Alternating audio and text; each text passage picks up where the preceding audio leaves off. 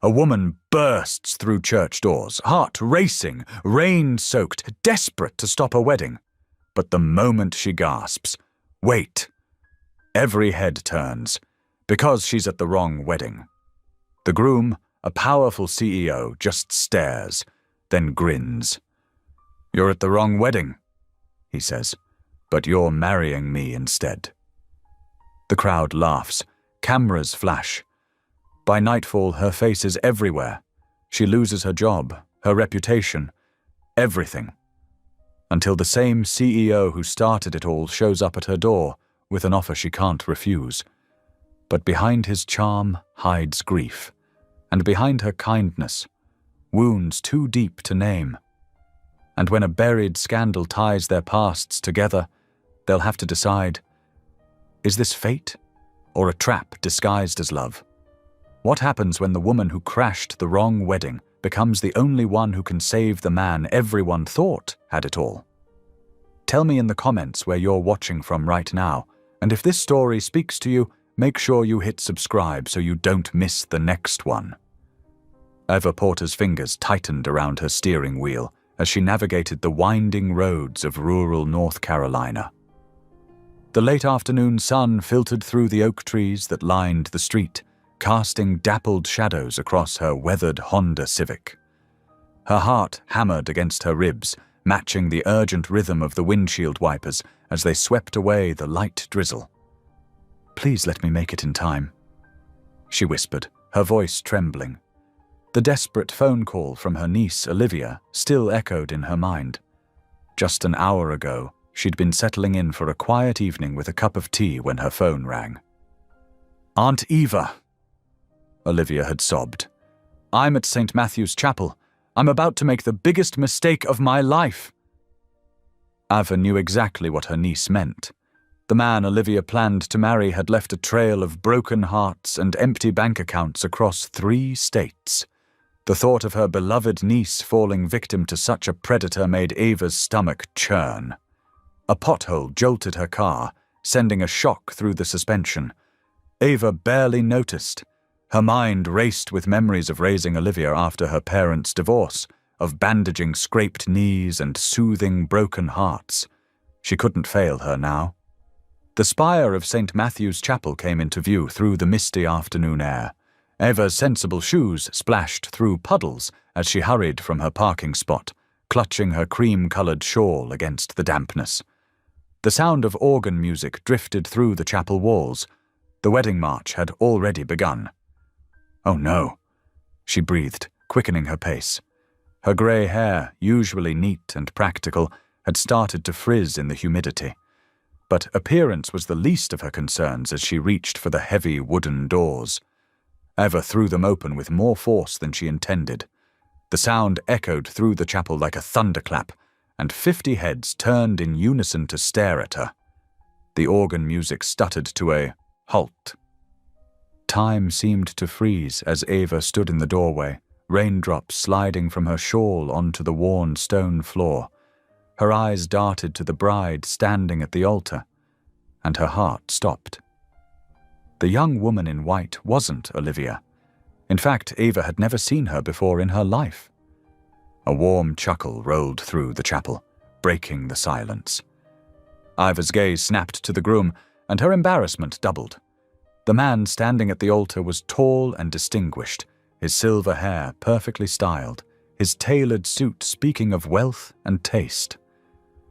She recognized him immediately from the business pages, Adriel Trent, the tech CEO whose company had recently opened offices in their small town.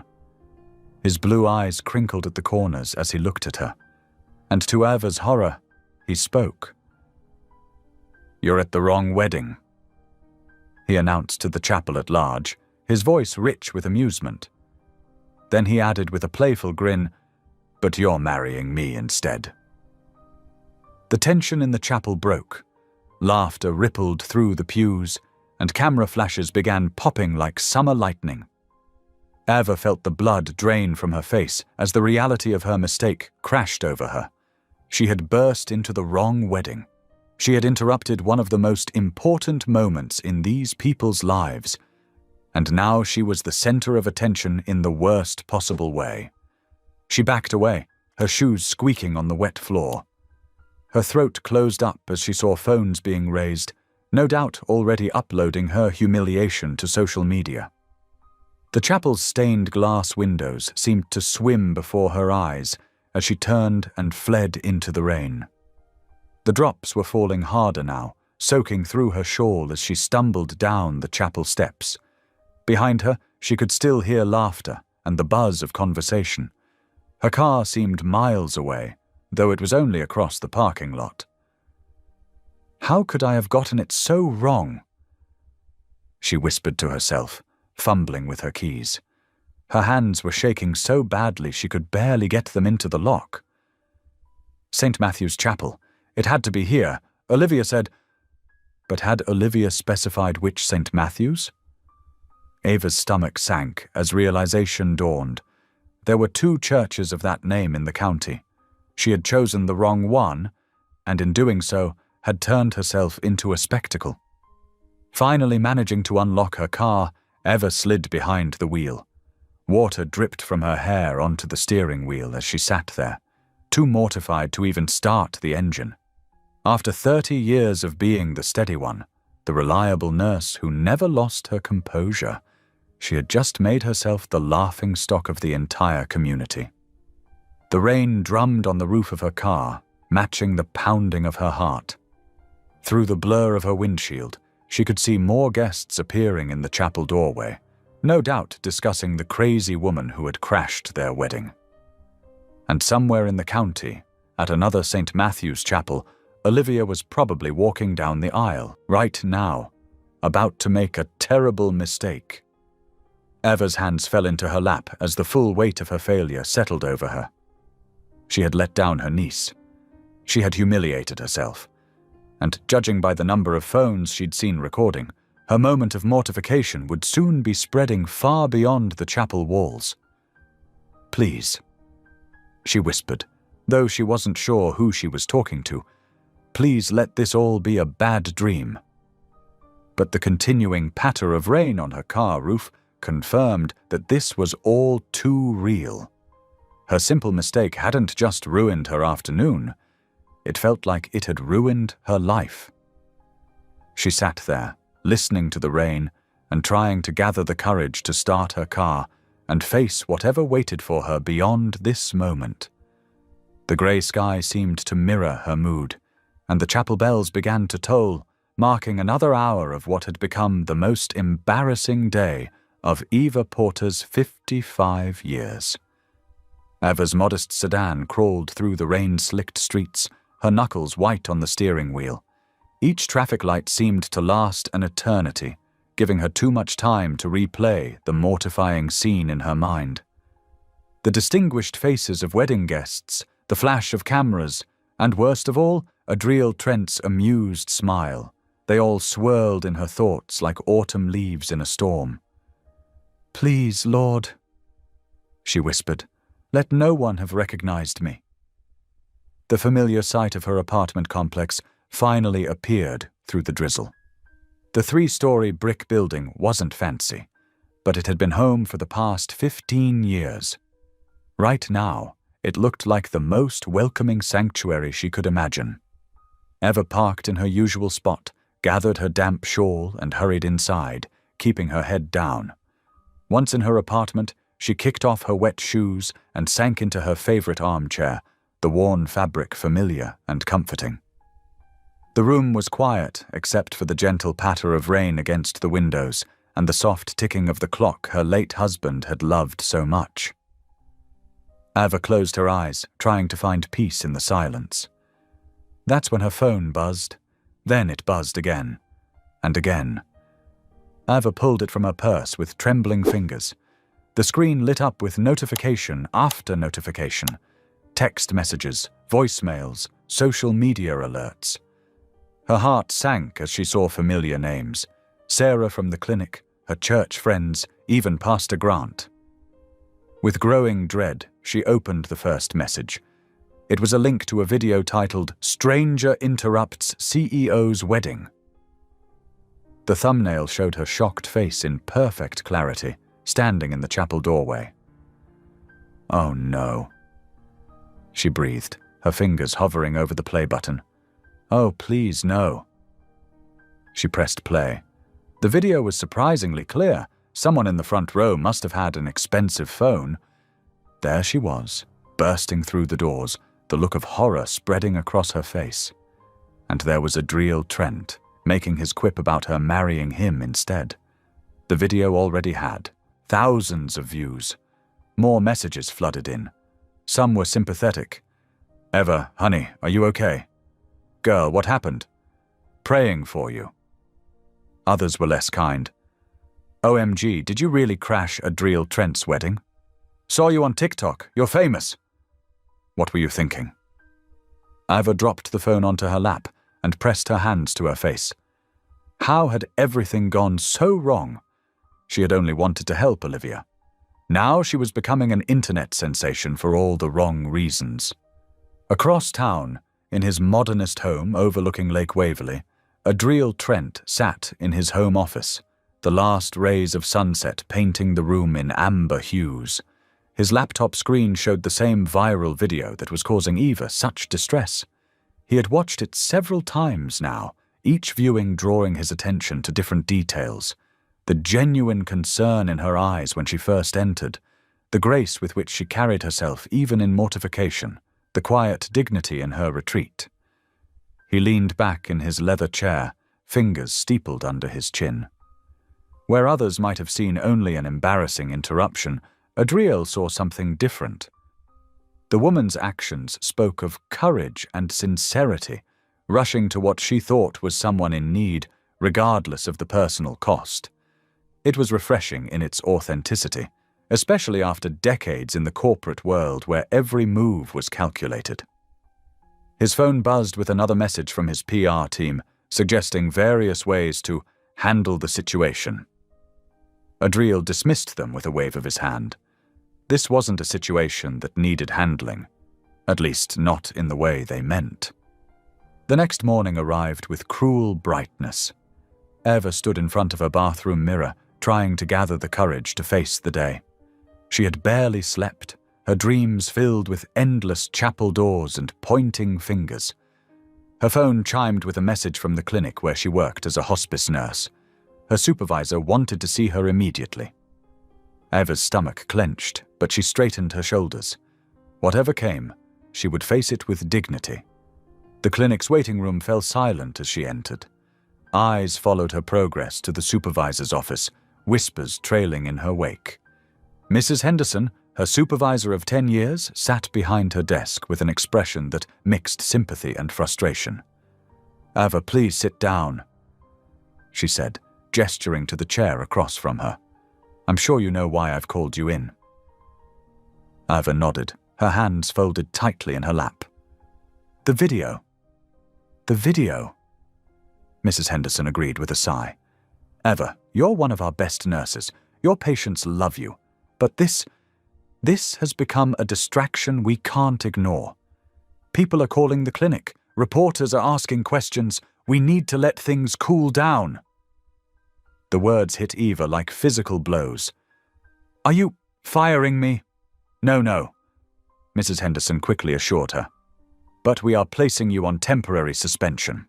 Paid leave just until this blows over. I'm sorry, Eva, but we have to think of our patients." Eva walked out of the clinic in a daze, clutching her purse like a shield.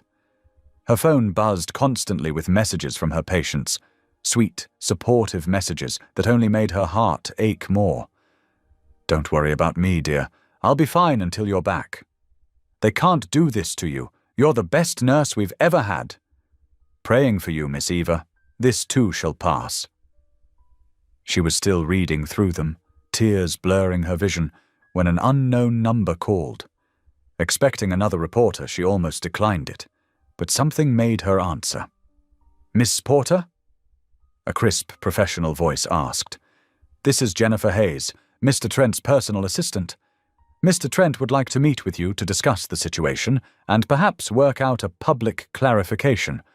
Would you be willing to join him for coffee this afternoon?" Eva's first instinct was to refuse. Hadn't she been humiliated enough? But as she thought about her suspended job, her worried patients, and the endless stream of messages, she realized she needed to do something to resolve this chaos.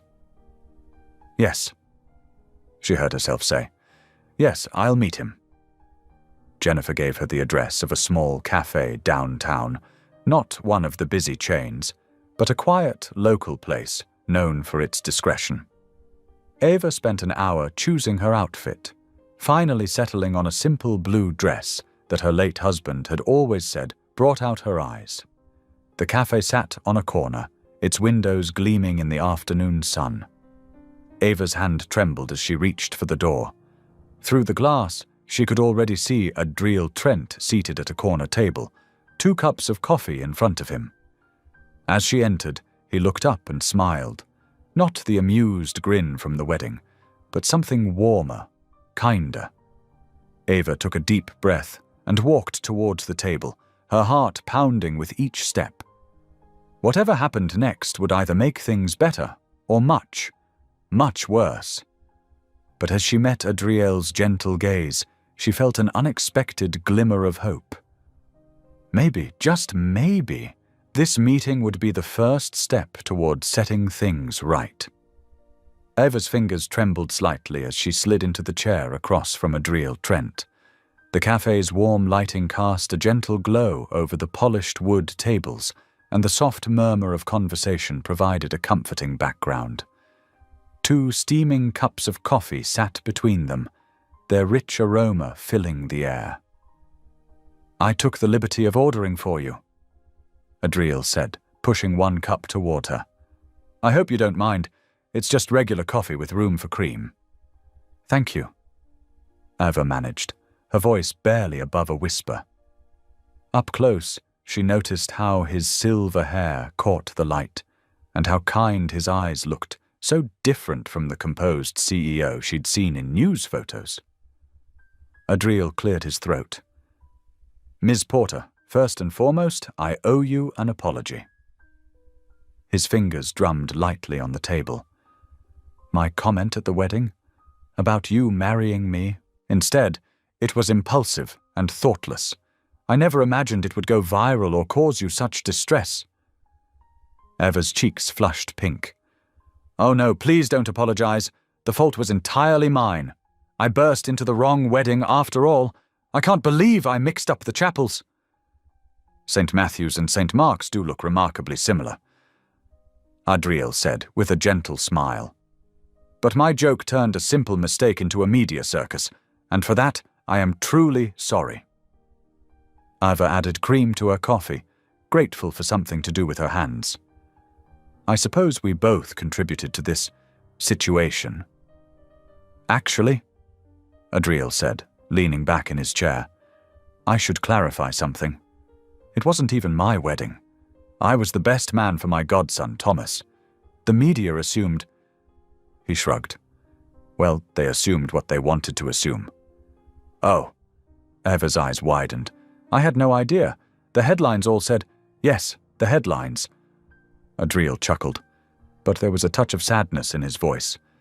The media loves a good story, especially when it involves a CEO making headlines. He paused, taking a sip of his coffee. "I lost my wife Sarah 3 years ago. Cancer. I'm still—" He gestured vaguely. "Learning how to live again." Ava's heart softened at his confession. "I understand," she said quietly. "My husband James passed away 5 years ago. Heart attack. It was so sudden." She traced the rim of her coffee cup. "I never remarried either." Something shifted in the air between them. A shared understanding that needed no words. The weight of their respective losses created a bridge of empathy. "Faith helps," Eva added softly, "though sometimes it's hard to understand God's plan." Adriel nodded. "I struggled with that after Sarah. Still do some days. But I've learned that faith isn't about having all the answers. It's about trusting despite the questions." They talked easily after that, their conversation flowing naturally from faith to family, work to memories.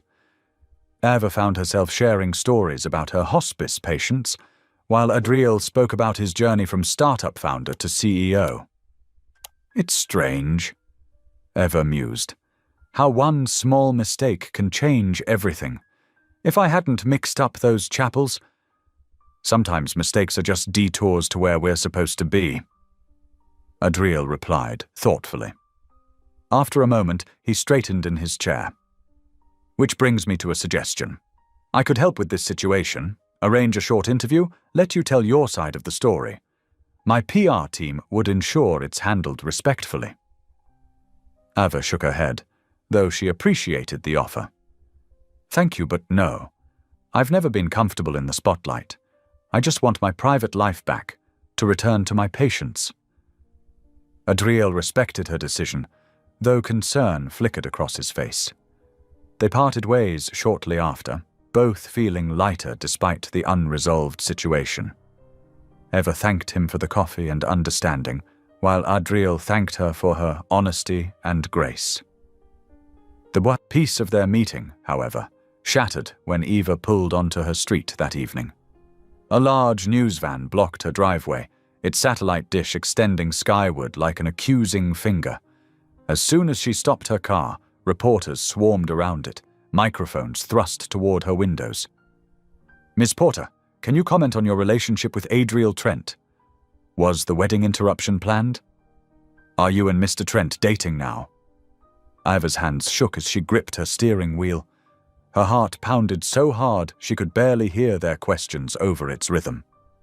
With trembling fingers, she managed to press the garage door opener, then waited an agonizing minute for the reporters to move enough for her to pull in. Once inside her house, she locked every door and drew all the curtains. Her sanctuary felt violated, her privacy invaded. She sank onto her couch, wrapping her arms around herself as tears threatened to fall. Across town, in his modern home overlooking Lake Waverley, Adriel watched the scene unfold on his television.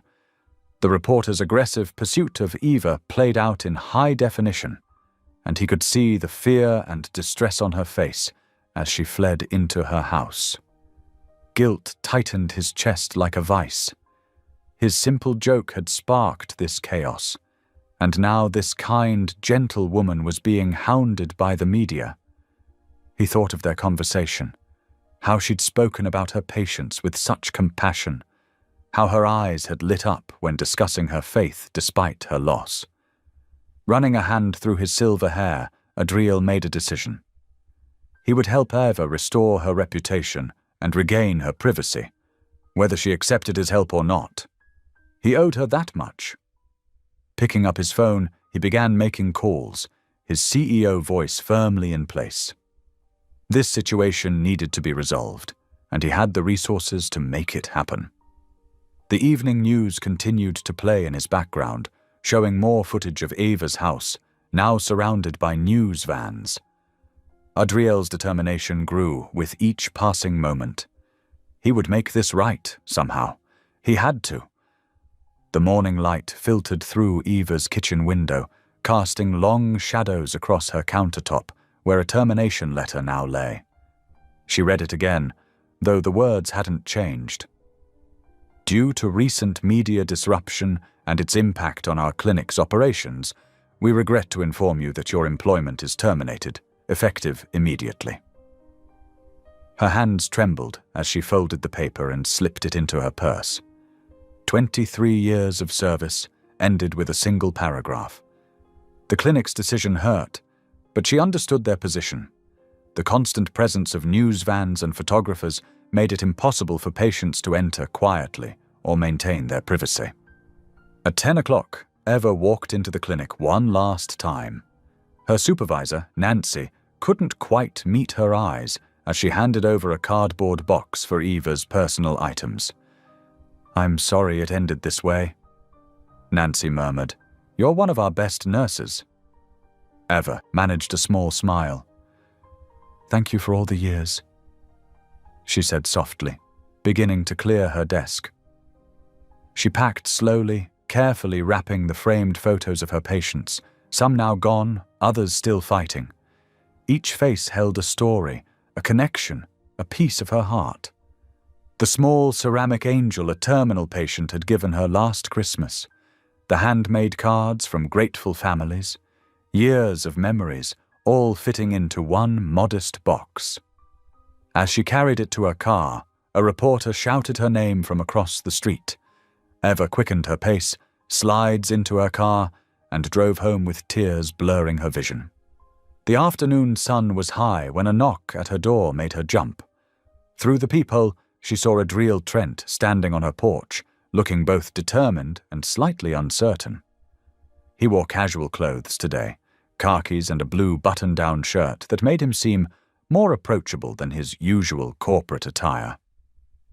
Eva hesitated, then opened the door. "Mr. Trent, please call me Adriel," he said, then held up a cream-colored envelope. "May I come in? I have something important to discuss." Eva glanced at the news van still parked down the street, then stepped aside to let him enter. She led him to her small living room, where morning light streamed through lace curtains her mother had made years ago. "I heard about the clinic," Adriel said, settling into an armchair. "I'm sorry. That should never have happened." Eva sat on her couch, smoothing her skirt. News travels fast. Too fast sometimes. He leaned forward, holding out the envelope. "That's partly why I'm here. I have a proposition for you." Eva took the envelope carefully, opening it to find several typed pages. As she read, her eyes widened. It was an employment contract, offering her a position as a live-in nurse for Adriel's mother, Miriam Trent. "Your mother?" Eva looked up, surprised. Adriel nodded. "She's 78, and her health has been declining. She needs regular medical supervision, but she's stubborn about accepting help. When I saw how you handled our coffee meeting, your patience, your grace under pressure, I thought you might be perfect for the position." Eva scanned the contract again, noting the generous salary and benefits package. "This is very kind, but I couldn't possibly." "It's not charity," Adriel interrupted firmly. "It's a chance for both of us to rewrite this story. You need employment away from the media circus, and my mother needs someone with your skills and compassion." He paused, running a hand through his silver hair. "Besides, the guest house at the estate is completely private. No reporters can access the property." Eva stood, walking to her window. The news van was still there, a constant reminder of how her life had changed. "I need time to think about this," she said quietly. "Of course." Adriel rose, placing his business card on her coffee table. "Take all the time you need. But please know, the offer is genuine. My mother really does need help, and you're exactly the kind of person she needs." After he left, Eva spent hours reading and rereading the contract. The position seemed perfect, almost too perfect. She could continue her nursing work, help someone in need, and escape the media attention. But moving into Adriel Trent's estate? It felt overwhelming. That evening, Eva knelt beside her bed as she had done every night since James passed. "Lord," she whispered, "I need your guidance. Is this the path you've chosen, or am I running away from my problems?" She prayed through the night, seeking clarity. As dawn broke, peace settled over her heart. The answer felt clear. This wasn't running away, but moving forward. Eva called Adriel's number early the next morning. When his secretary put her through, she said simply, "I accept the position." She could hear the smile in his voice. "I'm glad. When can you start?" "I can be ready by this evening if that's not too soon." "Perfect. I'll text you the address and gate code." The rest of the day passed in a blur of packing and preparation. Eva filled her car with essential items, leaving most of her furniture in her apartment. This was temporary, she reminded herself, just until things settled down and she found new work. As dusk approached, Eva followed her GPS up a winding road that hugged the shoreline of Lake Waverley. The gravel crunched beneath her tires as she turned onto a private drive marked Trent Estate. Tall pines lined the path, their branches creating patterns in the misty air. Through the gathering fog, she caught her first glimpse of the house. It stood 3 stories tall, its warm lights glowing through large windows, creating a welcoming beacon in the growing darkness. Stone and timber merged in elegant harmony, while carefully tended gardens surrounded the circular driveway. Eva parked near the front steps, her hands gripping the steering wheel as she took in her new temporary home. It was beautiful, intimidating, and completely foreign to her modest life. Yet somehow, as she watched the golden light spilling from the windows onto the misty grounds, she felt a strange sense of destiny. This unfamiliar world waited to test her spirit, but Eva Porter had faced greater challenges. With a deep breath, she stepped out of her car, ready to begin this new chapter, wherever it might lead. Eva stepped out of her car, smoothing her navy cardigan with trembling hands. Before she could reach for her overnight bag, the massive oak door swung open. A tall, elegant woman with silver-streaked hair stood in the entrance, her posture as straight as a ballerina's despite her age. This had to be Miriam Trent. "So you're the one who crashed my son's friend's wedding?" Miriam said, her voice carrying both refinement and an unmistakable edge. Her eyes, sharp as a hawk's, travelled from Eva's sensible shoes to her simple hairstyle. Eva felt her cheeks warm. "Mrs. Trent, Mother." Adriel's voice came from behind Miriam as he appeared in the doorway. "Eva is our guest now, and our new nurse," he added meaningfully. Miriam's perfectly shaped eyebrows rose slightly. "Well, come in then. The evening air isn't good for my arthritis." Eva followed them into a grand foyer with a sweeping staircase and crystal chandelier. The house was beautiful, but somehow felt hollow, as if it had forgotten how to be a home.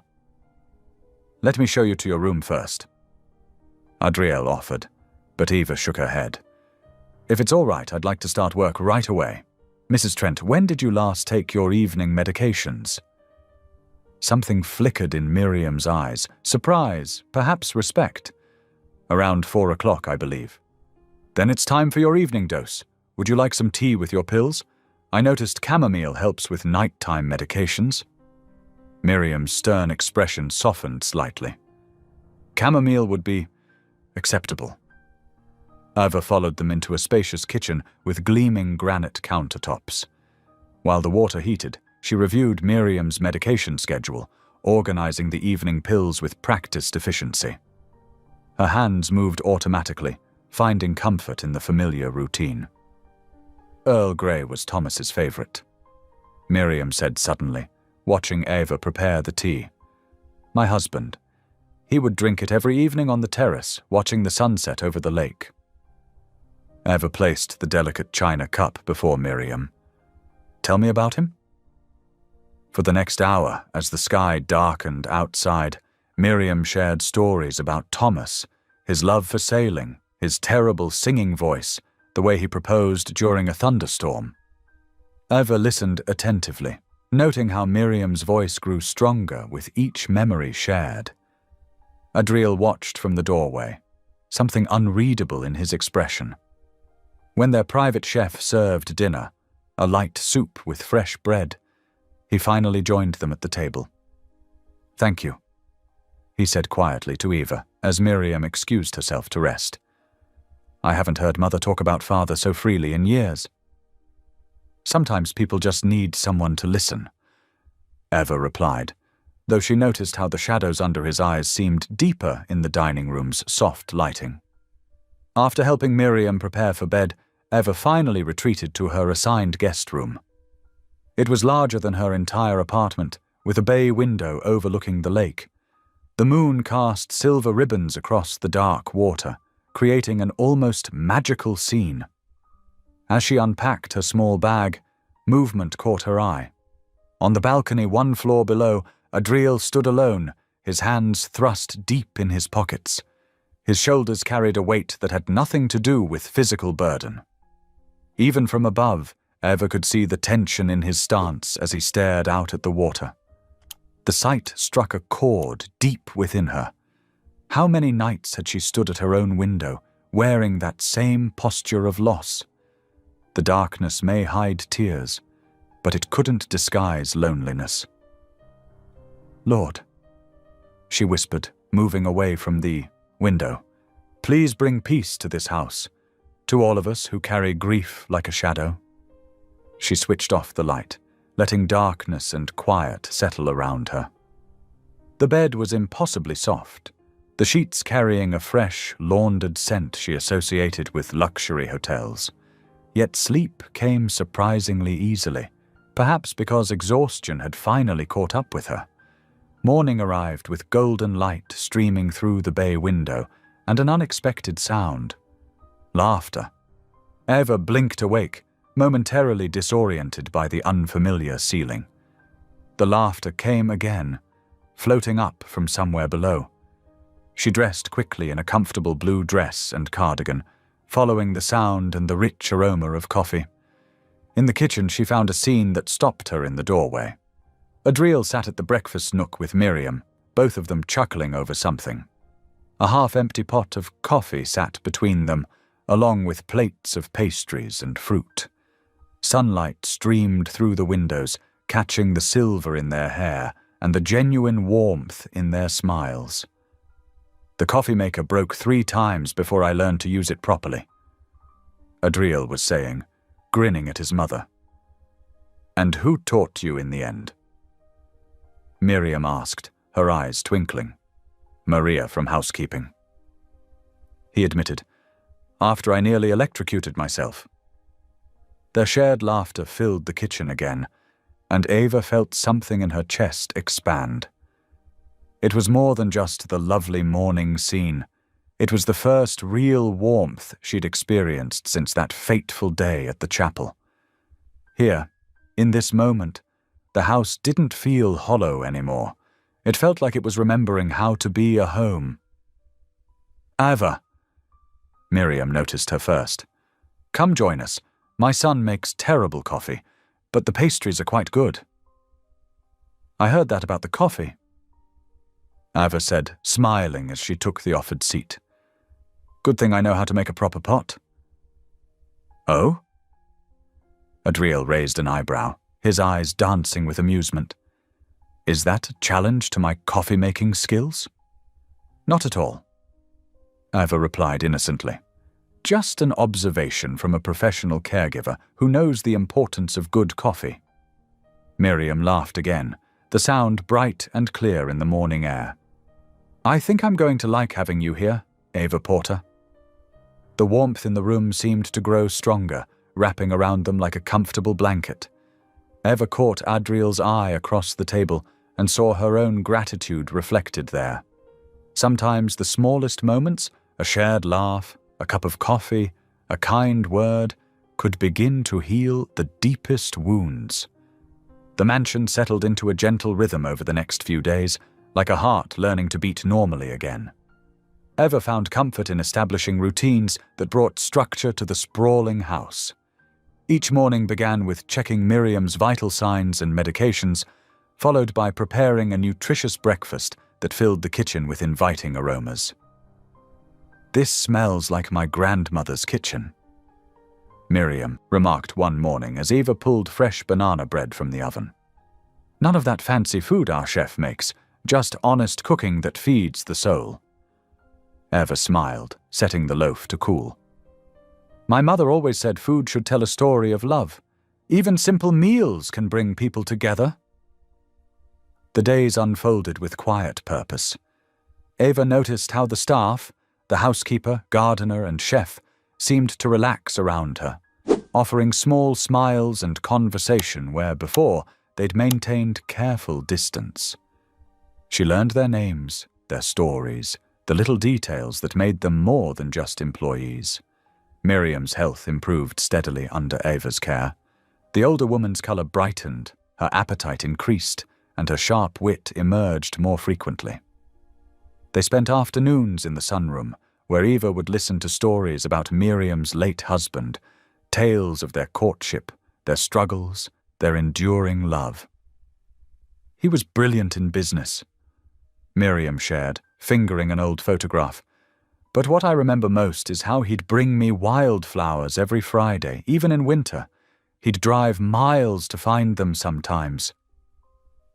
Ivor noticed how Adriel would linger in doorways during these conversations, his expression soft with memory. Though he spent most days in his study managing his company remotely, he began appearing more frequently at mealtimes. The formal dining room gave way to casual meals in the kitchen nook, where conversation flowed more easily. "You've changed things," he commented one evening as Eva served a simple but fragrant chicken pot pie. "The house feels different. Different good or different concerning?" Eva asked, passing him the salt. "Good," he said quietly. "Very good." As days turned to evening, Eva often found herself drawn to the library. A magnificent room lined with floor-to-ceiling shelves and comfortable leather chairs.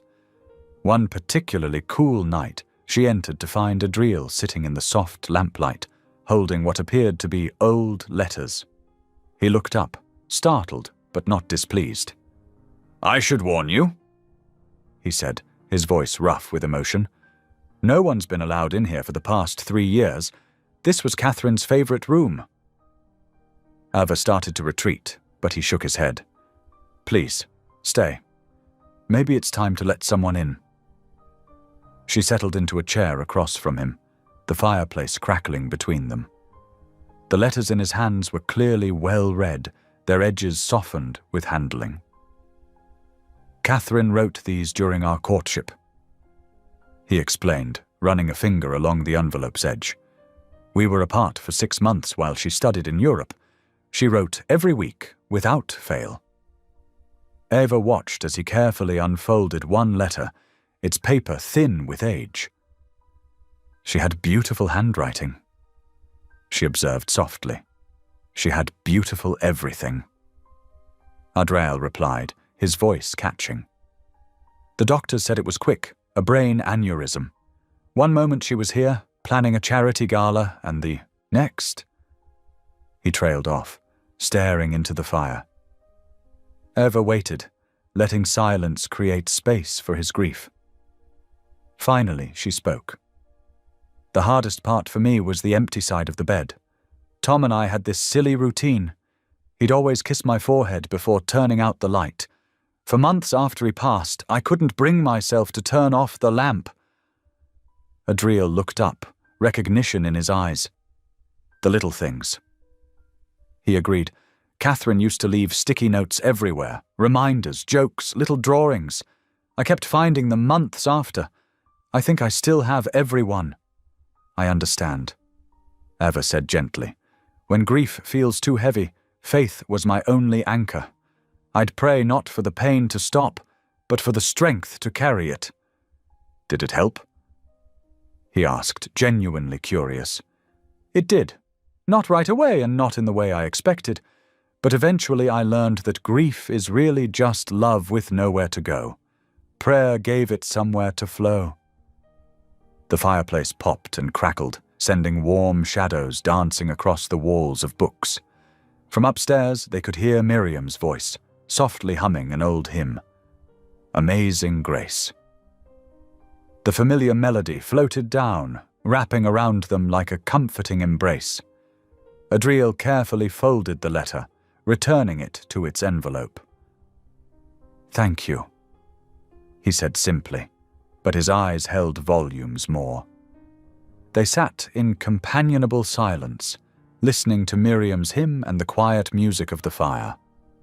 In that moment, the library felt less like a shrine to loss and more like a sanctuary for healing. The books around them stood witness to this small but significant change, this gentle opening of a door long closed. Eva watched the flames dance and felt the weight of the evening settle around them like a warm blanket. Sometimes, she realized, The most profound connections happen in silence, in the spaces between words where understanding flows without need for expression. Tonight, in this room that had held so much sorrow, something new was taking root. Not to replace what was lost, but to honor it by growing forward. The hymn from upstairs faded into the night's quiet, but its echo remained in their hearts, a reminder that grace often comes in unexpected moments, through unexpected people, in unexpected places. The gentle rhythm of days flowed like the lake waters outside Eva's window, each sunrise bringing new moments of quiet discovery. The mansion's formal atmosphere gradually softened, warmed by shared meals and evening conversations that stretched long past sunset. Eva found herself developing a habit of brewing chamomile tea around 10 o'clock each night. More often than not, Adriel would appear in the kitchen doorway, drawn by the familiar whistle of the kettle. "I heard the siren call of your tea," he'd say, leaning against the counter with a gentle smile that reached his eyes. "You mean the kettle?" Eva would tease back, already reaching for a second mug. Their late-night conversations meandered through various topics, childhood memories, favorite books, funny stories about Miriam's stubborn independence. Eva discovered that beneath Adriel's CEO exterior lay a dry wit that matched her own. "Remember when you thought I was getting married?" he asked one night, eyes twinkling over his steaming mug. Eva groaned, but couldn't help laughing. "I'm never living that down, am I?" "Not a chance," he replied, chuckling. "Though I must say it was the most memorable wedding interruption I've ever witnessed. Your poor godson probably still has nightmares about random women bursting through chapel doors." These exchanges became treasured moments, filled with quiet laughter and growing comfort in each other's presence. Miriam watched this development with shrewd eyes and a knowing smile. One afternoon, while Eva helped her sort through old photographs, the older woman paused over a picture of Adriel from years ago. "I haven't seen him smile like that in so long," Miriam mused, then fixed Eva with a direct look. "Not until you came along, dear. You make my son smile again." Eva felt her cheeks warm. "Mrs. Trent, Miriam," the older woman corrected firmly. "And don't try to brush it off.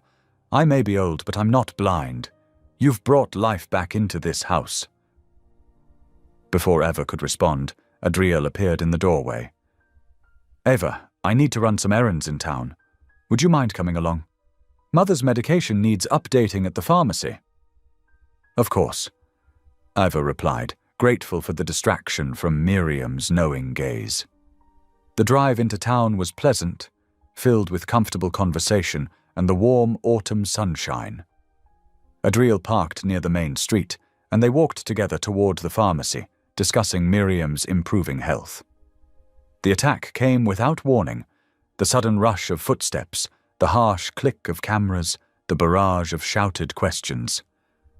"Mr. Trent, is this a romance with your wedding crasher?" "Miss Porter, was it all planned for attention?" "How long have you two been secretly dating?" Eva froze, her heart hammering as flashbulbs exploded around them. But before she could react, Adriel moved swiftly, positioning himself between her and the paparazzi. His hand found hers, warm and steady, as he guided her toward the nearest store entrance. "Inside," he murmured, his voice low and protective. "Don't answer them." The bell above the bookstore door chimed as they rushed in, the owner quickly pulling down the blinds to block the photographers. Eva realized she was trembling slightly, her hand still clasped in Adriel's. "I'm so sorry," she whispered, mortified. "This is all because of me." Adriel's expression was fierce. "No, this is because some people have nothing better to do than harass others for profit." His thumb traced a gentle circle on the back of her hand, and Eva suddenly realized they were still holding on to each other. They both looked down at their joined hands, then slowly, reluctantly, let go. They waited in the bookstore for nearly an hour, browsing shelves and making quiet conversation until the paparazzi dispersed. The owner, a kind elderly man, brought them coffee and assured them the back exit would be clear when they were ready to leave. That evening, after dinner was cleared and Miriam had retired upstairs, Eva found Adriel in his study. "I wanted to thank you," she said softly, "for today, for protecting me like that." He looked up from his desk, his expression gentle but troubled. "You don't deserve any of this, Eva. None of it. Losing your job, being hounded by reporters, having your life turned upside down because of one misunderstanding." The way he looked at her made her breath catch, concern and something deeper, something that made her pulse quicken. The air between them seemed to shift, charged with unspoken words and tender possibility. Later that night, Eva stood at her bedroom window, gazing out at the moonlit lake. Her hand still tingled where Adriel had held it, and her heart was doing strange things in her chest. She couldn't remember the last time she'd felt this way, this alive, this aware of every moment, this full of nervous energy and sweet anticipation. The reflection in the window showed her cheeks were flushed, and her eyes were bright with something that looked remarkably like hope. She pressed her palm against the cool glass, watching ripples of moonlight dance across the water below, and allowed herself to acknowledge the truth. Something was changing, something beautiful and frightening and wonderful all at once. The night air whispered through her open window, carrying the scent of late-blooming jasmine from the garden below. Somewhere in the house, a clock chimed midnight, but Eva felt more awake than ever, her heart pounding with the realization that life could still surprise her with new beginnings, even when she least expected them. Eva stood before the mirror in her room, hardly recognizing herself. The blue dress she'd borrowed from Miriam draped elegantly over her curves, its deep sapphire color making her eyes seem brighter, more alive. A week had passed since that day in town with Adriel, and now here she was, preparing for his company's annual charity gala. "It's just for show," she whispered to her reflection, smoothing the silk fabric with trembling hands. "To quiet the rumors." But even as she said it, her heart fluttered traitorously. Earlier that week, Adriel had approached her in the garden, his manner almost shy. "Eva, I have a favor to ask," he'd said, watching her arrange fresh flowers for Miriam's room. "My company hosts an annual fundraiser, a gala for children's education. Would you consider attending with me?"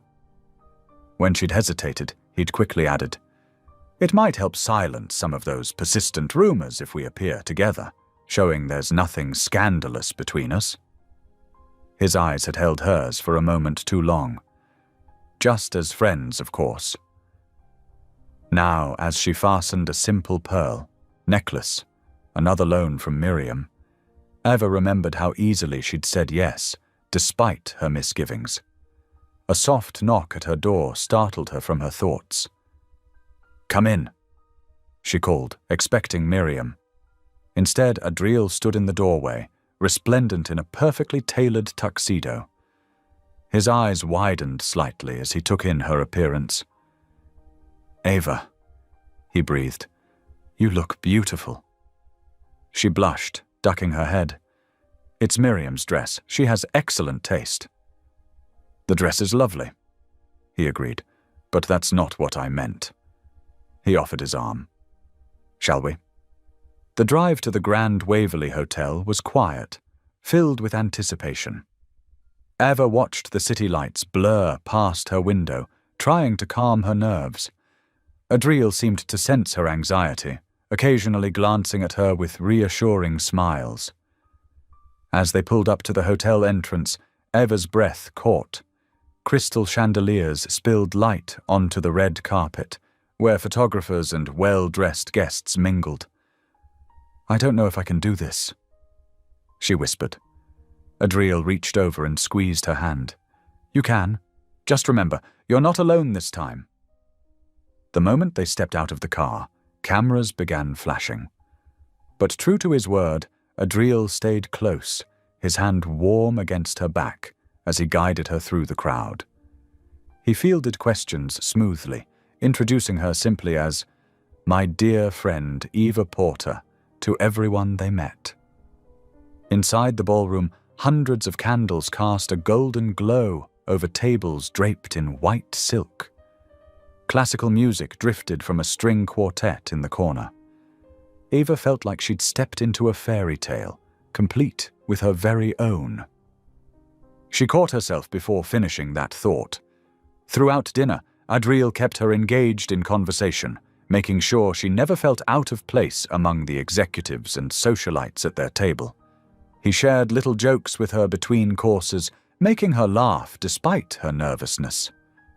When the dancing began, Eva watched couples glide onto the floor, admiring their graceful movements. She jumped slightly when Adriel's hand appeared before her. "May I have this dance?" he asked softly. I'm not very good at this," she admitted. His eyes crinkled with warmth. "Neither am I. We can be terrible together." She laughed and took his hand, letting him lead her to the dance floor. The quartet was playing something slow and sweet, and Adriel drew her gently into his arms. His hand settled respectfully at her waist, while hers rested on his shoulder. As they began to move, the world seemed to fade around them. Eva found herself lost in Adriel's eyes, forgetting about the cameras, the whispers, everything but the way he held her, like she was something precious. "You know," he murmured, just loud enough for her to hear, "I've been thinking about that day you burst into the chapel." Eva groaned softly. "Must we remember that?" His lips twitched. "Maybe you were at the right wedding after all." Their laughter mingled softly in the space between them, but there was something meaningful in his words that made Eva's heart skip. She noticed how his hand had tightened slightly on her waist, how his eyes held a warmth that had nothing to do with friendship. They danced through 3 more songs before Eva needed a break. Adriel led her to a quiet balcony overlooking the hotel's gardens, where the cool night air helped calm her flushed cheeks. "Thank you," she said quietly, "for making this evening so much easier than I expected." "Thank you for coming," he replied.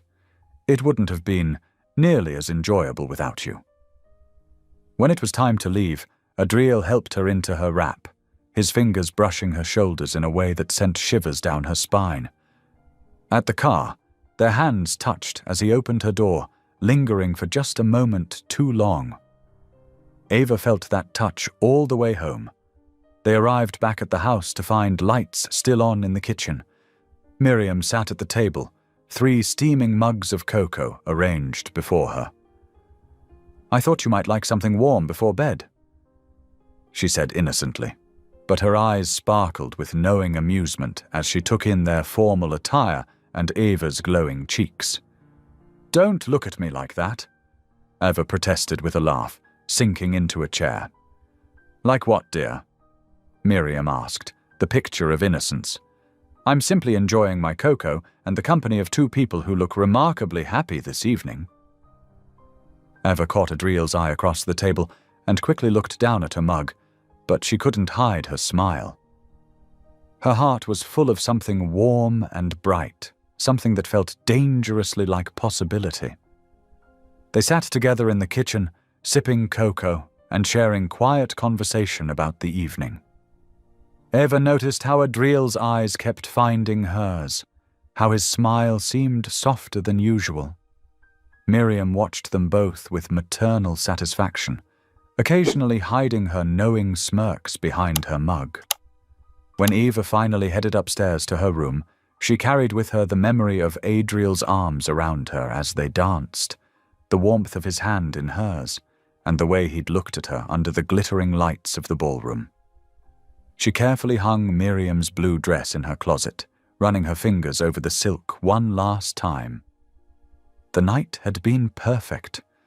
More than perfect. It had been real.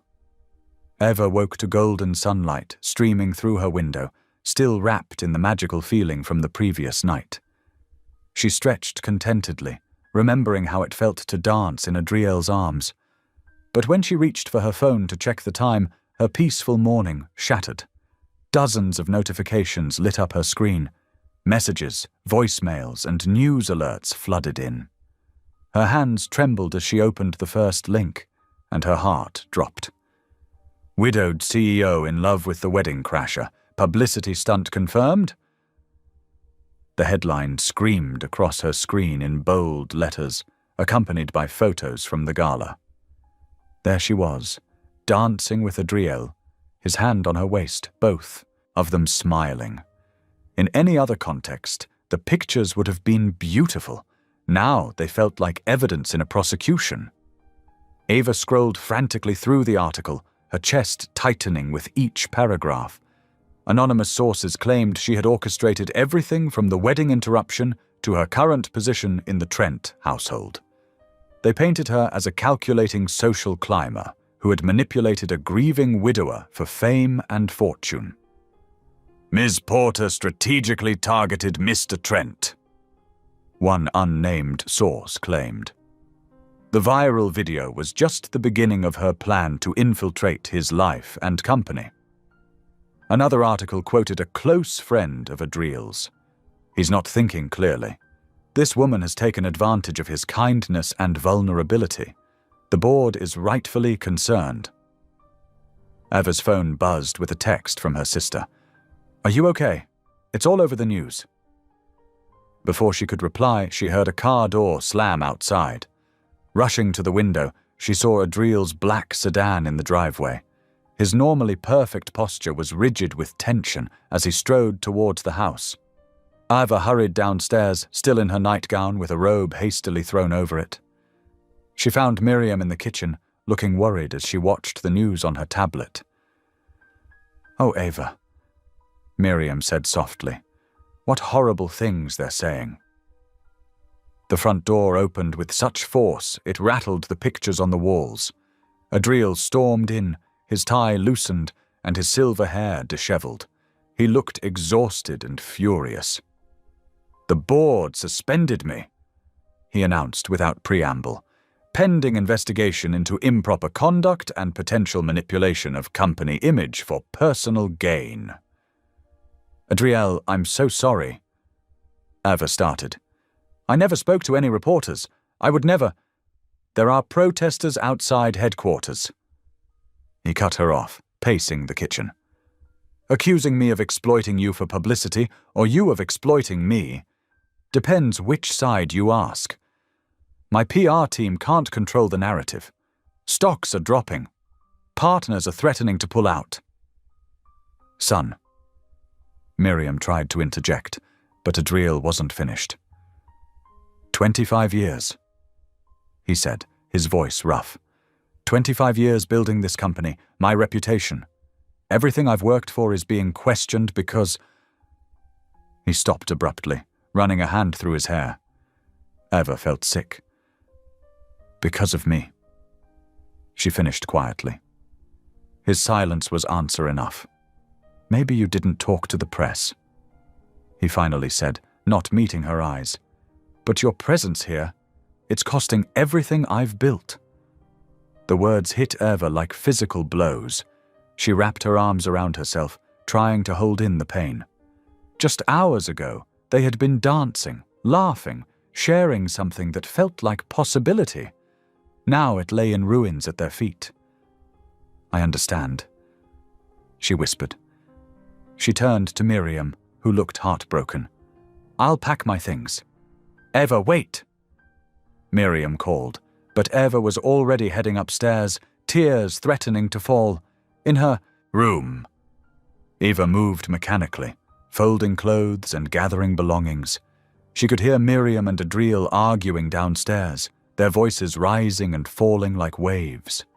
She tried not to listen, focusing instead on packing everything she'd accumulated during her weeks here. The blue dress from the gala hung in her closet like a reminder of everything that could have been. She carefully returned it to Miriam's room, smoothing the fabric one last time. Evening fell, and Adriel retreated to his study for emergency conference calls. Eva heard him talking late into the night, his voice tight with controlled frustration as he tried to salvage his company's reputation. Around 3 a.m, when the house was silent except for the tick of the grandfather clock in the hall, Eva carried her bags downstairs. She placed them by the door, then went to the kitchen to write her goodbye. Her hand shook as she put pen to paper. "Dear Miriam and Adriel, thank you for opening your home to me when I needed it most. Miriam, you've become more than a patient. You're a dear friend, and I'll miss our talks and your wisdom. Please take care of yourself. Adriel, I never meant to cause such chaos in your life. I'm grateful for your kindness and protection, but I understand why it has to end. I hope in time your life and work return to normal. With deepest gratitude, Eva." She placed the letter on the kitchen counter where they would find it in the morning. For a moment, she stood in the quiet kitchen, remembering all the meals shared here, the laughter, the growing warmth between them all. The sky was just beginning to lighten as Eva loaded her car. She took one last look at the house, its windows dark except for Adriel's study. Even now, he was working to fix the damage her presence had caused. As she drove down the long gravel driveway, tears finally spilled down her cheeks. The morning sun, usually so hopeful, felt like it was mocking her as it blurred through her tears. She had no destination in mind, just away. Away from the chaos she'd caused, away from the pain in Adriel's voice, away from another chance at love that had slipped through her fingers like morning mist. The headlines would probably continue, but at least now they would show her leaving. Maybe that would help Adriel salvage what remained of his reputation. Maybe that would be enough. Eva merged onto the highway just as dawn broke fully over the horizon, leaving behind the lakeside house and all its broken promises. She didn't allow herself to look back. Morning light filtered through the kitchen windows, casting long shadows across the marble countertop where Adriel's coffee sat untouched. His eyes were fixed on Eva's letter, reading it for the 3rd time as the words burned into his memory. The paper trembled slightly in his hands. Miriam entered the kitchen, her steps slower than usual. She took one look at her son's face and knew. "She's gone, isn't she?" Adriel nodded, passing her the letter without a word. The silence stretched between them as Miriam read, her expression growing more troubled with each line. "You let fear chase away grace," Miriam finally said, her voice heavy with disappointment. She placed the letter back on the counter with deliberate care. "Just like your father used to do when things got difficult." "Mother." Adriel started, but Miriam held up her hand. "No, you listen to me, Adriel Trent. That woman brought light back into this house. For the first time since Caroline passed, there was laughter here. Real laughter." She settled into a chair at the kitchen table, her movements stiff with age and emotion. "And you threw it away because of what? Some headlines? Stock prices?" "It's not that simple," Adriel defended, but his voice lacked conviction. The company will survive." Miriam cut in. "But will you? Will your heart?" Across town, Eva was unlocking the door to a small apartment she'd managed to rent near her old neighborhood. The space was nothing like the lakeside mansion, just a basic one-bedroom with worn carpet and dated wallpaper. But it was all she could afford on such short notice. She set down her bags and opened the blinds, letting in the morning light. The view was of a brick wall, not the sparkling lake she'd grown accustomed to, but she pushed that thought away. This was home now. This was starting over. Within days, Ava threw herself back into what she knew best, caring for others. She contacted her old hospice and offered to volunteer with their music therapy program. The coordinator welcomed her warmly, remembering her dedication from before the viral video incident. The first morning she walked into the hospice, guitar case in hand, something in her chest loosened. Here, among the patients and their families, nobody cared about viral videos or CEO scandals. They only cared about the comfort her music brought. She sat with Martha, a 78-year-old patient with advanced cancer, playing soft hymns while the woman dozed. Then with James, a former music teacher battling ALS, who smiled with his eyes as she played his favorite Beatles songs. The work filled her days with purpose, even as her nights remained hollow. Often, in quiet moments between patients, memories would surface unbidden. Miriam's sharp wit softening over evening tea, Adriel's rare but genuine laugh echoing across the dinner table, the way his hand had felt steady and warm against her back as they danced at the gala. She would push these thoughts away, focus on her music, on her patience, on putting one foot in front of the other. Meanwhile, at his office overlooking the city, Adriel was buried in paperwork. He'd thrown himself into investigating the fraud allegations, determined to clear both their names. His assistant had compiled boxes of financial records from his late wife Caroline's charitable foundation, dating back years before her death. Night after night, he pored over transaction histories, donor lists, and tax returns. The numbers began to blur together, but something kept nagging at him, a pattern he couldn't quite grasp. It was past midnight when he finally saw it. A series of donations, supposedly from Eva's late husband's accounts, didn't match the foundation's actual bank records. He dug deeper, tracing the money trail backward, and discovered a shocking truth. The fraudulent transactions had been orchestrated by Thomas Warner, Caroline's former business partner. Adriel sat back in his chair, stunned. Warner had been like family. He'd even spoken at Caroline's funeral. But the evidence was clear. Warner had been embezzling from the foundation for years, using various accounts to hide the money, including some linked to Eva's deceased husband. The realization hit him like a physical blow. Eva had been innocent all along. While he'd been letting doubt poison his trust, she'd been carrying the weight of false accusations. And instead of standing by her, he'd let his fears drive her away. He grabbed his phone, scrolling to Eva's number, but stopped short of calling. A simple phone call couldn't fix this. He needed to make things right, truly right. First, he had to expose Warner's fraud and clear Eva's name publicly. Adriel worked through the night, compiling evidence and preparing documentation for his legal team. As dawn approached, he stood at his office window, watching the city wake up. Somewhere out there, Eva was starting her day, probably heading to the hospice where he knew she'd been volunteering. He'd had his assistant keep tabs on her, not to interfere, but to make sure she was okay. The morning sun caught the lake in the distance, making it sparkle like it had on all those mornings they'd shared coffee on the terrace. He realized with sudden clarity that he wasn't just fighting to clear her name anymore. He was fighting to win her back, to prove that he could be worthy of the grace she'd brought into his life. He turned back to his desk, determined. The evidence was there. Warner's fraud would be exposed. Eva's reputation would be restored. But would it be enough? Would she forgive him for doubting her, for letting fear overwhelm what they'd begun to build? He thought of his mother's words, "You let fear chase away grace." She was right, of course. She usually was. But maybe, just maybe, it wasn't too late to chase grace back.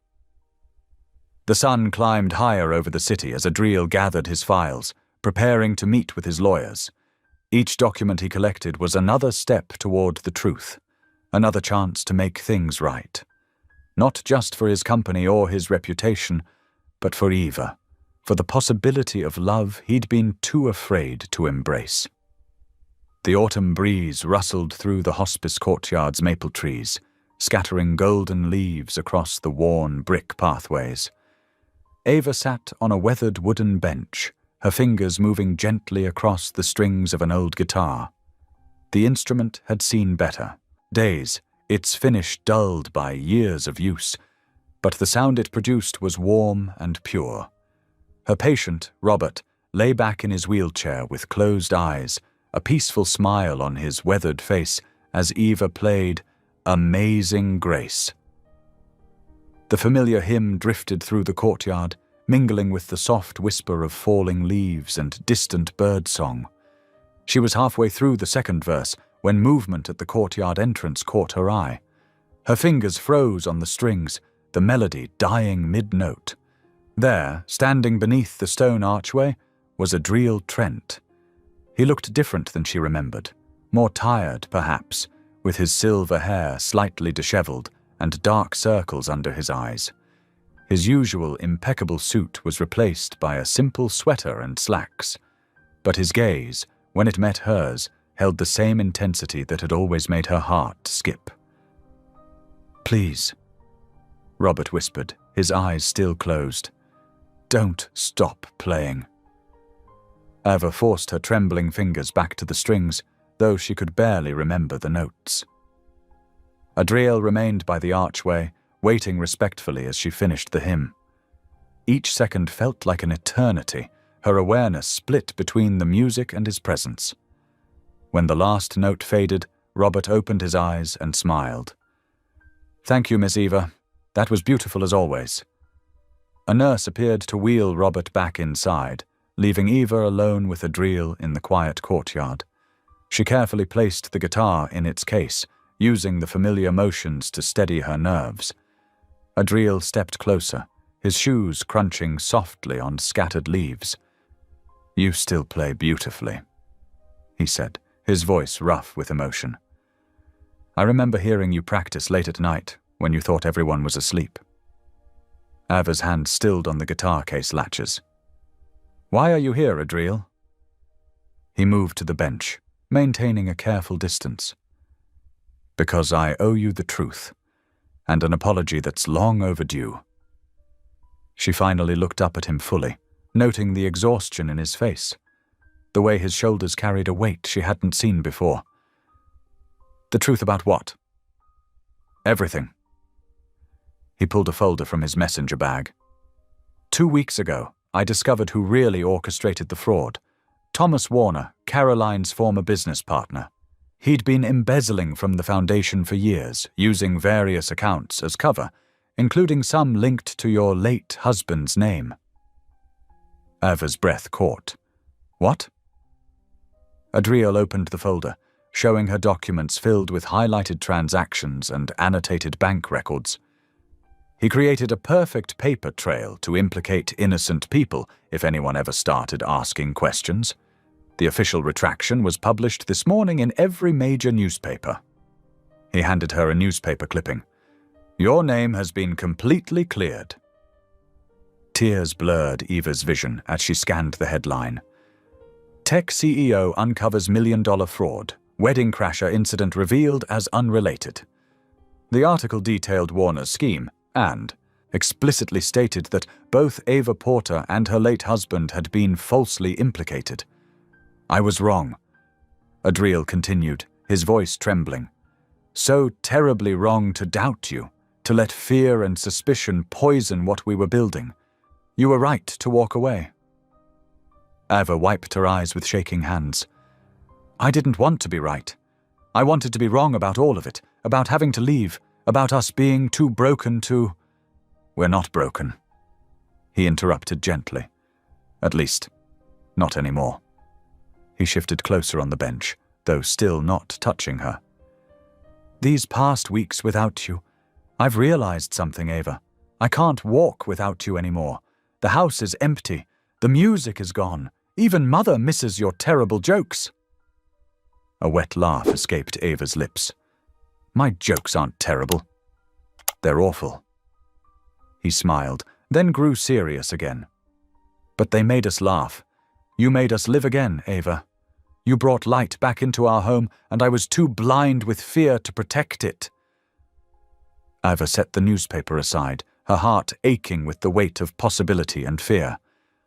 "Adriel, what if we're just two broken people clinging to each other? What if that's all this is?" He shook his head, and his hand moved as if to take hers before stopping just short. "No, Eva. We're two healed hearts that finally met in the right place. Maybe that's what all this was about.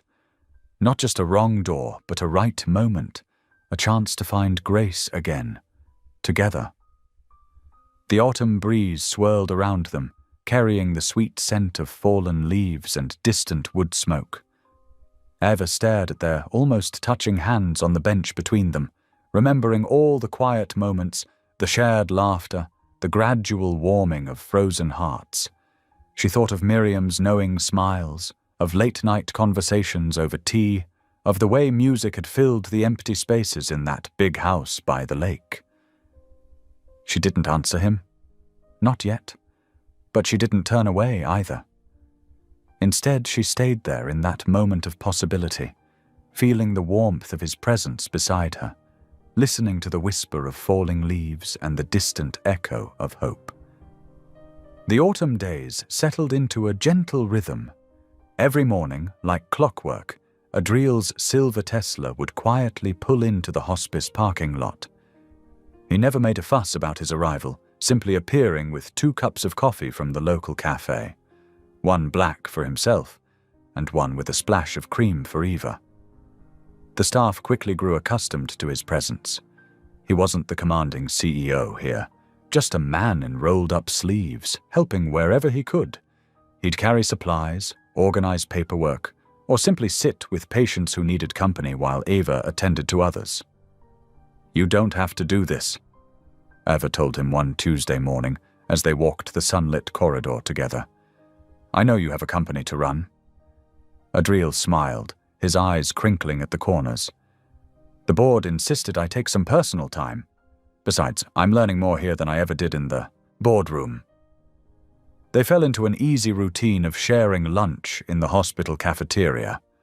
The food wasn't fancy, nothing like the gourmet meals they'd shared at the lake house, but somehow the simple sandwiches and soup tasted better when shared across a small table in comfortable silence. Sometimes they'd talk about the patients, sharing stories of courage and grace they witnessed daily. Other times they'd just sit quietly, watching the autumn leaves dance past the windows. The weight of their past misunderstandings gradually lifted with each shared meal, each small kindness, each moment of quiet understanding. During patient rounds, Adriel would often trail behind Eva, watching her work with quiet admiration. Her gentle way with the terminally ill touched something deep in his soul. She had a gift for finding joy in the midst of sorrow, for bringing light into dark places. "You remind me of my Caroline sometimes," he said one afternoon as they walked between rooms. She had that same ability to make people feel seen, truly seen. Eva paused, touched by the comparison. "Tell me about her?" For the first time, Adriel spoke freely about his late wife, not with the heavy grief of before, but with gentle remembrance. They talked while checking supplies, their conversation flowing naturally between past and present. The chapel became their sanctuary during quiet moments. Sometimes they'd find each other there during breaks, sitting in comfortable silence in the warm light, filtering through stained glass. Eva would often hear Adriel's whispered prayers, no longer filled with anger or confusion, but with gratitude and hope. Every few days, a package would arrive from Miriam, always containing homemade cookies wrapped in wax paper and a handwritten note. "The house misses your voice," one read. Another simply said, "Come home soon," with a small heart drawn in the corner. Eva kept every note, tucked safely in her locker. Each one felt like a thread pulling her back towards the lake, toward the place where her heart had begun to heal. The days grew shorter, and autumn painted the world in rich golds and deep reds. One evening, as Ava was finishing her shift, Adriel appeared in her office doorway. "Have dinner with us tonight," he said softly. "Mother's making her famous vegetable soup, and she won't take no for an answer." Ava looked up from her paperwork, seeing not just Adriel's invitation, but all it represented. Forgiveness, healing, possibility. "Just dinner?" she asked carefully. "Just dinner," he assured her. "Though I can't promise Mother won't try to convince you to stay forever." The drive to Lake Waverley was peaceful, the setting sun painting the water in shades of amber and rose.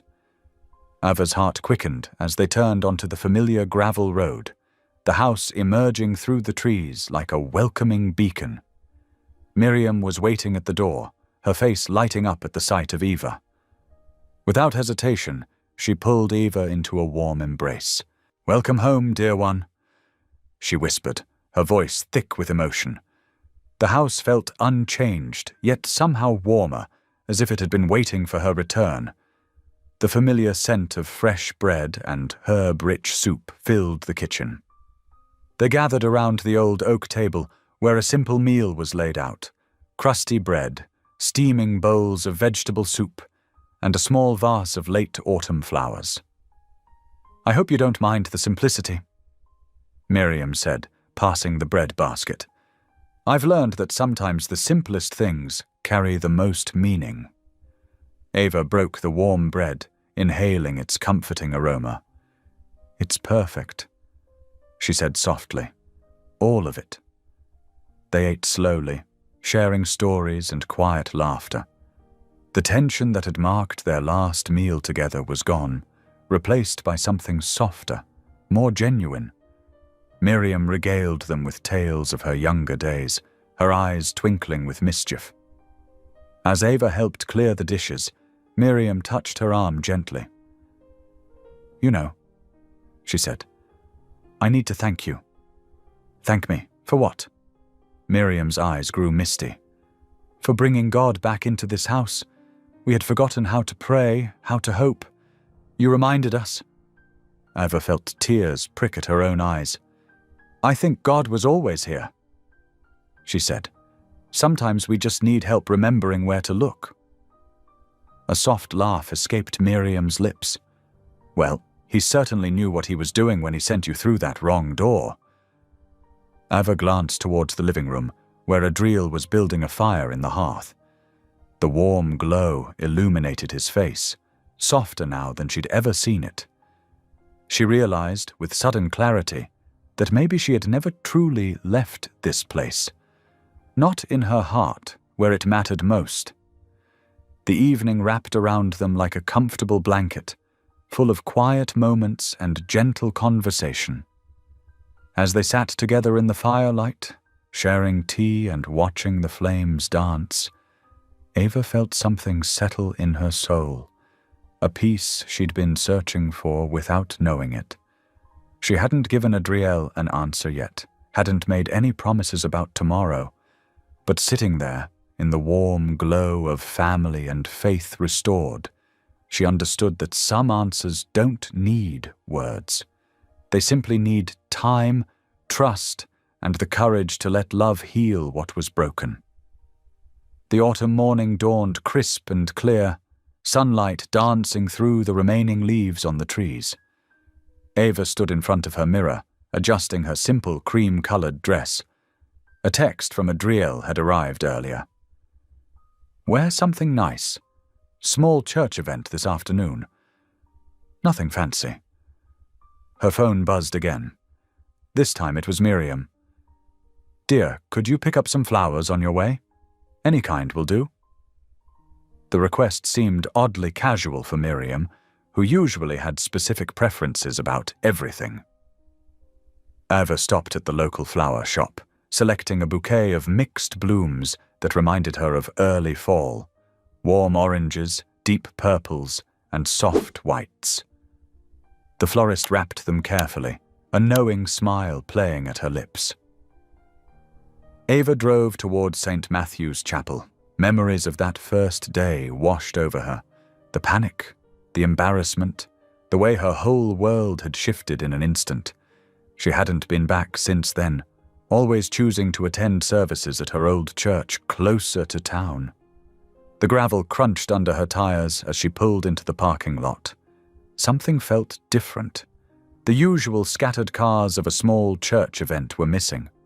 Instead, she recognized vehicles belonging to the hospice staff, some of Adriel's employees, and even her old colleagues from the clinic. Her heart began to race. The chapel doors stood closed, but delicate white ribbons adorned the handles. The same kind of ribbons she'd seen that day, months ago, when she'd burst through those doors into the wrong wedding. Ava's hands trembled as she gathered her purse and the flowers. Before she could reach for the door, it opened from within. Miriam stood there, elegant in a powder blue dress, her eyes sparkling with joy. "Perfect timing, dear," she said, taking the flowers. "Though we already have plenty."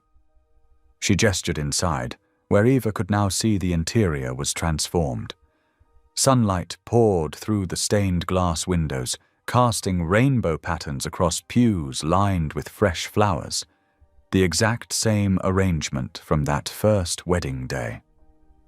"Miriam," Eva whispered, her voice catching. "What's happening?" The older woman simply squeezed her hand. "Sometimes the wrong door leads exactly where you're meant to be." Soft organ music began to play, not the traditional wedding march, but rather the gentle hymn Eva often played for her patients at the hospice. Her feet carried her forward without conscious thought, past the smiling faces of friends and colleagues. And there, at the altar, stood Adriel. He wore a simple charcoal suit, his silver hair catching the colored light from the windows. His expression was tender, full of something Eva had seen growing over these past months, but had never dared to name. As she reached the front of the chapel, he stepped forward, taking both her hands in his. The familiar twinkle appeared in his eyes as he spoke.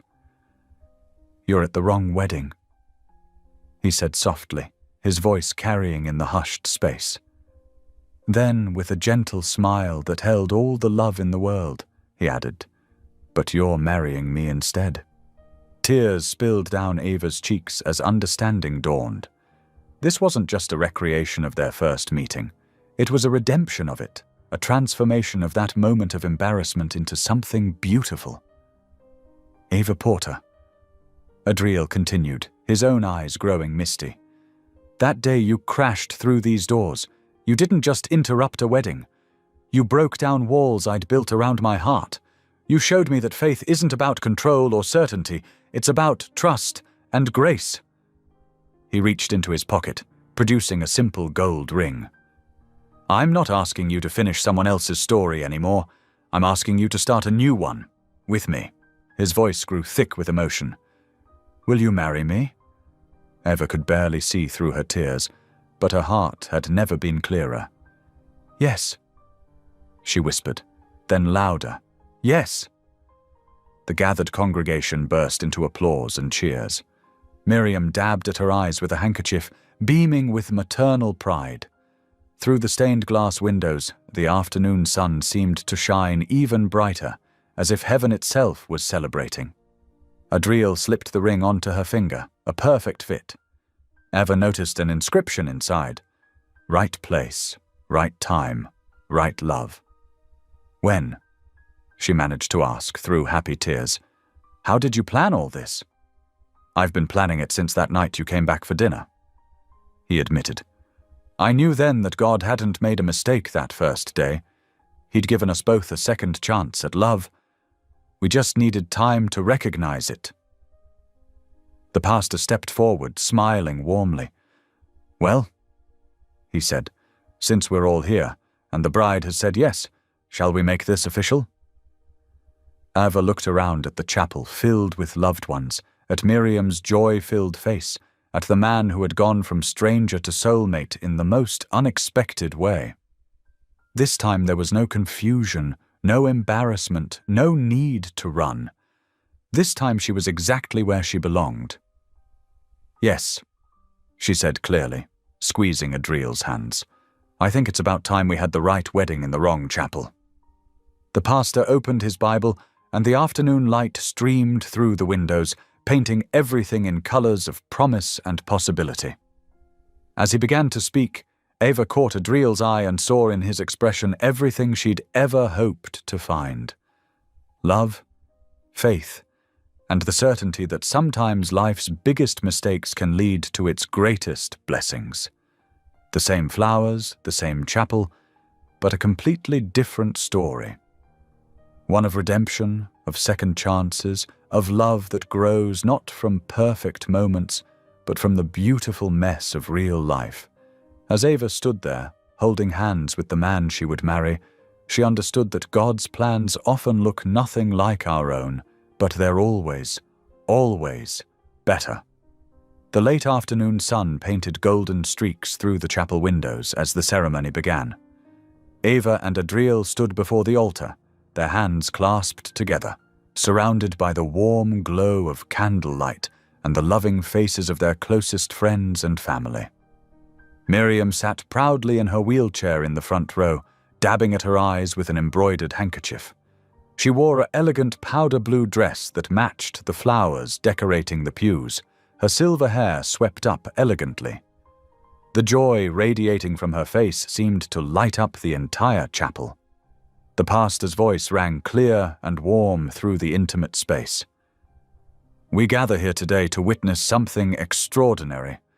A love story that began with what seemed like a mistake, but was actually divine providence in disguise." Quiet laughter rippled through the small congregation. Eva felt Adriel squeeze her hands gently, his eyes twinkling with that special warmth she'd grown to cherish. When the time came for vows, Adriel spoke first, his voice steady but full of emotion. "Ava, when you burst through those doors that day, you didn't just interrupt a wedding, you interrupted my entire life. I had built walls around my heart, convinced that order and control were the only way forward. But you showed me that real strength lies in being vulnerable enough to love again." He paused, drawing a deep breath. "You brought laughter back into my home, light back into my mother's eyes, and faith back into my soul. I vow to spend every day thanking God for leading you through the wrong door at exactly the right time. I promise to cherish your compassionate heart, support your calling to care for others, and walk beside you in both sunshine and storm." Tears slipped down Eva's cheeks as she began her own vows. "Adriel, I came to this chapel that day thinking I needed to save someone else. Instead, God used that moment to begin saving me. Through all the chaos that followed, your kindness never wavered. You offered shelter when I was lost, understanding when I was hurt, and grace when I needed it most." Her voice grew stronger as she continued. "I vow to fill our home with the same warmth and acceptance you showed me. I promise to support your dreams, share your burdens, and remind you daily that sometimes the best plans are the ones we never made. Most of all, I vow to trust in the God who turned my biggest embarrassment into my greatest blessing." From her wheelchair, Miriam let out a happy sob, prompting gentle laughter from the gathered guests. The pastor smiled warmly as he led them through their rings and pronouncement. When he finally declared them husband and wife, Adriel pulled Eva close with tender reverence. Their first kiss as a married couple was sweet and gentle, full of promise. The small crowd erupted in heartfelt cheers and applause, their joy echoing off the chapel's high ceiling. Miriam's voice rang out above the others, "Praise the Lord!" As evening approached, the celebration moved to the lakeside behind their home. Hundreds of twinkling fairy lights had been strung between the trees, creating a magical canopy that reflected off the calm water. Tables draped in white linen held simple but elegant flower arrangements, and soft music drifted across the grounds from a small string quartet. Ava had changed into a simpler dress for the reception, one that allowed her to move freely. She'd kicked off her shoes, preferring to feel the grass beneath her feet. Adriel watched her with amused affection as she wiggled her toes in delight. "May I have this dance, Mrs. Trent?" he asked, extending his hand with a playful bow. Iva's heart skipped at her new name. "Always, Mr. Trent," she replied, taking his hand. They swayed together beneath the stars, their movements natural and unhurried. The fairy lights created a gentle glow around them, and the music seemed to blend perfectly with the sound of small waves lapping at the shore. "I've never seen you look so alive," Adriel murmured, pulling her closer. Eva rested her head against his chest, feeling his steady heartbeat. "I've never felt so alive," she admitted. "It's like I can finally breathe deeply again."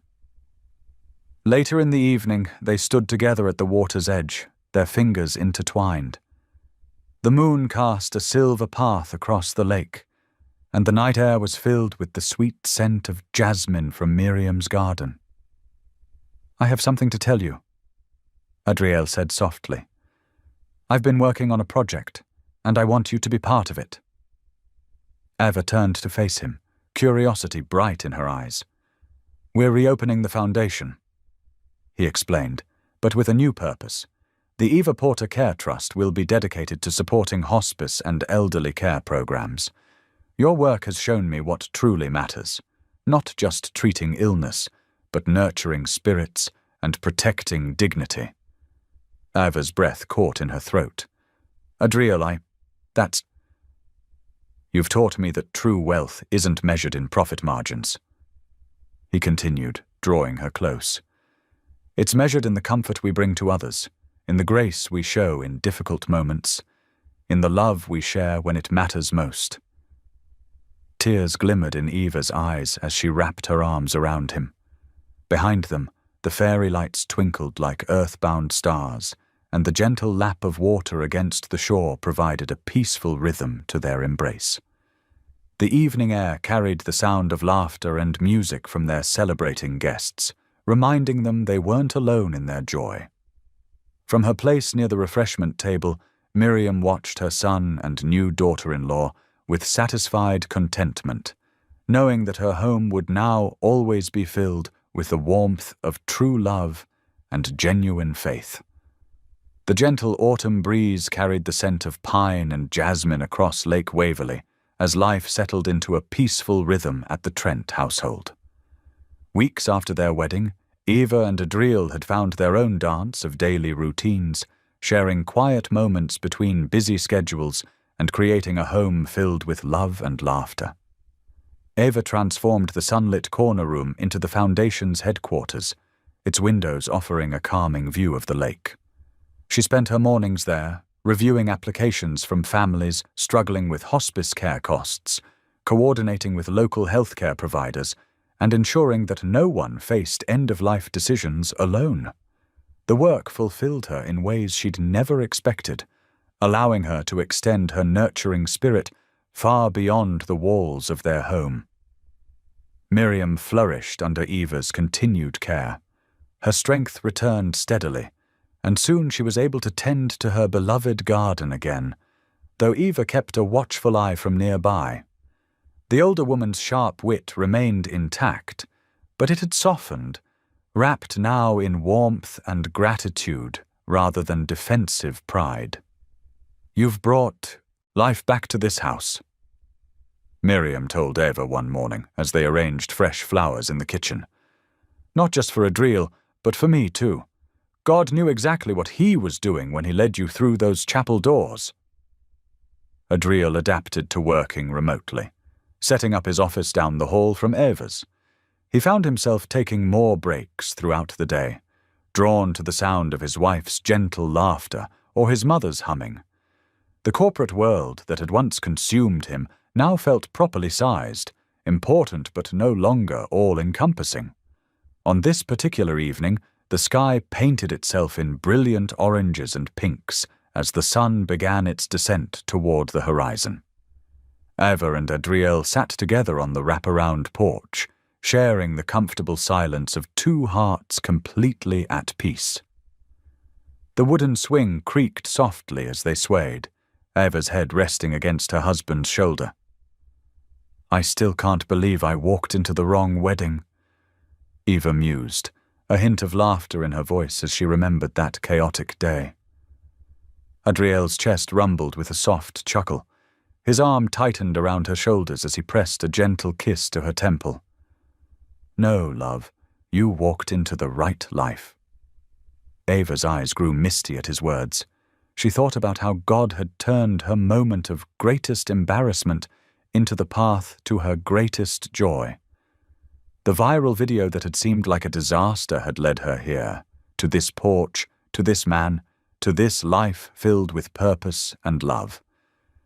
Together they watched the sun sink lower, casting long shadows across the lawn. The lake water sparkled like scattered diamonds, and somewhere in the distance a whippoorwill began its evening song.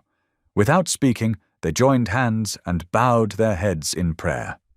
"Dear Lord," Eva began softly, "thank you for your perfect timing, even when we can't understand it.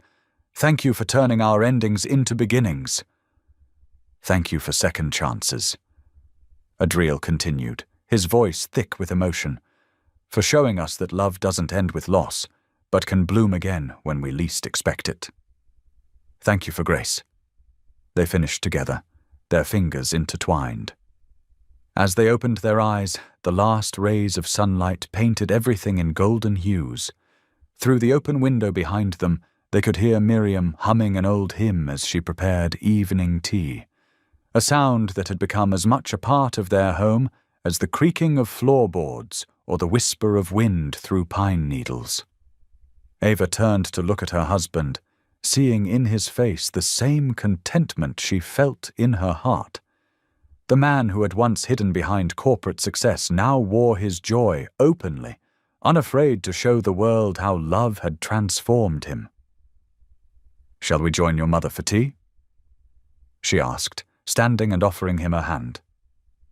Adriel smiled, taking it and rising to his feet. "In a minute," he said, pulling her close for one more moment. "I just want to remember this, right here, right now. How perfectly everything worked out." Eva nodded, understanding completely. Every day felt like a gift, every moment a reminder that faith could guide them through any storm to find the peace waiting on the other side.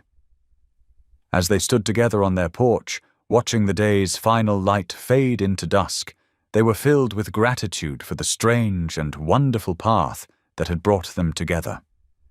Their story had begun with a mistake, but it had grown into something beautiful, a testament to God's ability to weave hope from confusion, joy from sorrow, and lasting love from a single moment of divine timing. The evening star appeared in the darkening sky, a bright point of light above the lake. Its reflection shimmered on the water, a heavenly reminder of the light that had guided them to each other. With hearts full of thankfulness, they turned toward the warm glow of their home, ready to embrace whatever new blessings tomorrow might bring. Thank you for being here. If something in this story stayed with you, I'd love to see you again. Subscribe, and tomorrow I'll bring you another story crafted with heart.